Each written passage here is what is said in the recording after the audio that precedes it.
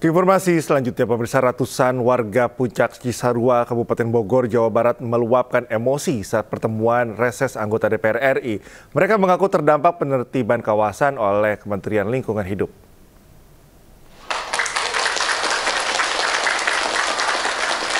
Warga membentangkan spanduk permohonan agar Presiden Prabowo Subianto turun tangan menyelesaikan masalah ini. Menurut warga, sekitar 2.600 orang terdampak dalam operasi penataan wilayah. Padahal sektor pariwisata lokal sebelumnya telah menjadi sumber penghasilan mereka. Usai menyampaikan aspirasi, anggota DPR RI Komisi 6 Mulyadi berjanji akan memperjuangkan nasib warga di tingkat pemerintah pusat. Warga Puncak Cisarua masih menunggu tindak lanjut pemerintah, sementara janji DPR diharapkan membantu memulihkan kondisi ekonomi mereka. Mohon dukungannya kepada Bapak Presiden dan kepada Bapak Wakil Presiden juga ya, karena dampakan di kampung saya itu karena perusahaannya di stop, ya mohon maaf, jadi karena warga saya takutnya kelaparan nanti dari mana makannya, sekolahnya, terus dia punya utang ke bank, punya motor, ngambil motor namanya kreditan, kasihan Pak kalau misalnya di stop. Bahwa ini sangat penting dan urgent. Jangan sampai, mohon maaf ya, kebijakan yang serampangan bahkan terindikasi tanpa kajian itu dipertahankan. Kami berharap Pak Presiden mengevaluasi ini sehingga masyarakat bisa terselamatkan, mereka bisa berputar kembali roda ekonominya, pekerjaannya kembali dibuka dan seterusnya, dan iklim investasi dan destinasi wisata sebagai wilayah unggulan di Kabupaten Bogor bisa semakin. Pelaku pencurian di sebuah rumah kos Putri di Pekanbaru Riau melakukan aksi tak senonoh. Pelaku mengintip korban yang sedang mandi sebelum menggasak ponsel hingga tabung gas.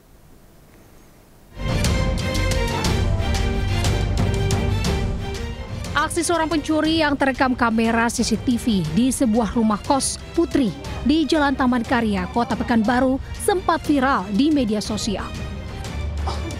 Sebelum mencuri, pelaku terlihat mengintip wanita yang sedang mandi sambil melakukan masturbasi di depan kamar kos. Pelaku ditangkap polisi di tempat parkiran minimarket di Jalan Sudirman, Pekanbaru. Pelaku sudah 2 kali melakukan aksi pencurian di Jalan Perwira dan di Jalan Taman Karya, Pekanbaru. Barang yang dicuri 1 buah tabung gas, dompet, dan 1 unit handphone. Pencurian, ya, pelaku ini pada saat dia melakukan pencurian, dia melakukan perbuatan yang tidak senonoh. Selain itu juga dia bukan hanya satu, ya, ada TKP lain yaitu di Jalan Perwira, 1 di kos wanita. Tersangka terancam hukuman 5 tahun penjara. Dari Pekanbaru Riau, Indra Yoserizal melaporkan. Seorang pria tak dikenal diduga nekat mencuri komponen box panel kontraktor listrik penerangan jalan umum di wilayah Sukodono, Sidoarjo, Jawa Timur. Aksi pelaku terekam kamera warga dan viral di media sosial.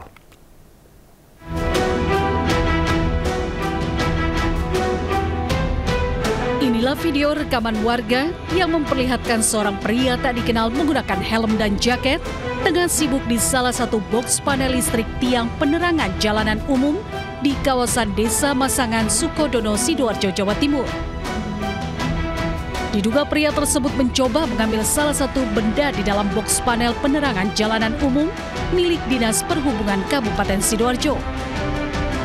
Setelah berhasil membawa salah satu komponen box PJU, barang tersebut kemudian dibawa dan dimasukkan ke dalam jok motornya. Atas kejadian ini, Dinas Perhubungan Kabupaten Sidoarjo sudah mendapatkan laporan dari masyarakat dan tengah menelusuri orang tak dikenal tersebut.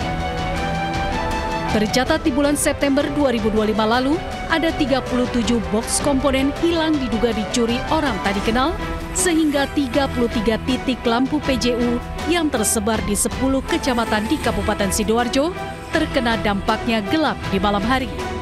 Kami berharap kepada masyarakat, manakala ada orang yang dirasa patut dicurigai untuk mengambil komponen atau kontaktor atau apapun lah di box panel PJU, itu bisa disampaikan ke kami. Atas hilangnya kontraktor PJU ini, pihak Disub Sidoarjo telah melaporkan hal tersebut ke aparat kepolisian Polresta Sidoarjo. Dari Sidoarjo, Jawa Timur, Pramono Putra melaporkan. Terdesak kebutuhan biaya operasi ibunya, seorang pria nekat mencuri uang brankas di restoran cepat saji di stasiun kereta cepat Wush Halim, Jakarta Timur. Pelaku yang merupakan mantan supervisor dengan leluasa masuk dan membobol brankas di saat restoran tutup.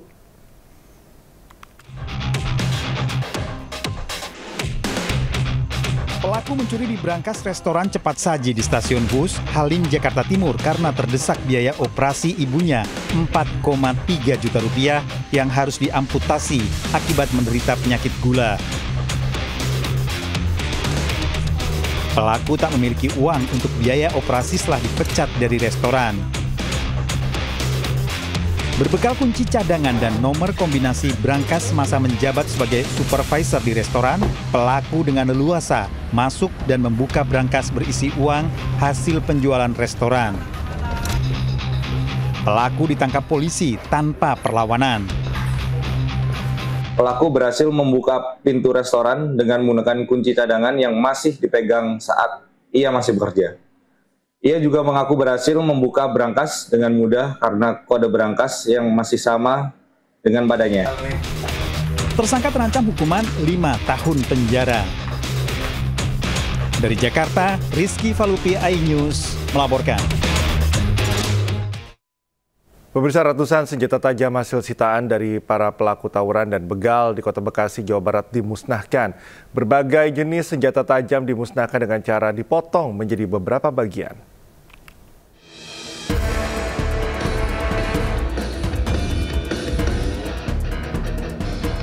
Polres Metro Bekasi Kota bersama dengan Forkompinda Kota Bekasi memusnahkan ratusan senjata tajam dari hasil sitaan pelaku tawuran dan begal jalanan yang kerap kali meresahkan warga.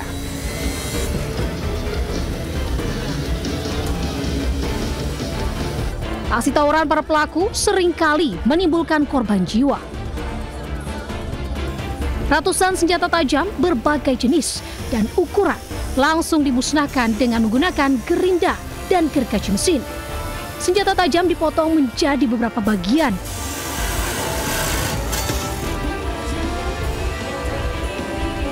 Ada kurang lebih 500 senjata tajam yang kita musnahkan. Ini adalah hasil kerja keras kita bersama. Artinya yang kemarin ada kegiatan tawuran, kemudian juga ada kegiatan-kegiatan yang lain, begal dan lain sebagainya, itu kita kumpulkan, kemudian sama-sama kita musnahkan hari ini.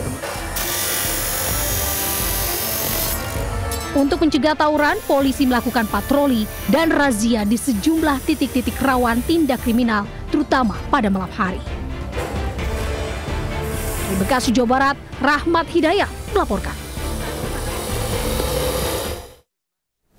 Keinformasi lainnya, pemirsa, akibat terlepas dari kandang, seekor sapi betina yang sedang hamil terjebak di kubangan air berlumpur sedalam 1,5 meter di Banyumas, Jawa Tengah. Evakuasi sapi berbobot 1 ton itu pun berlangsung dramatis.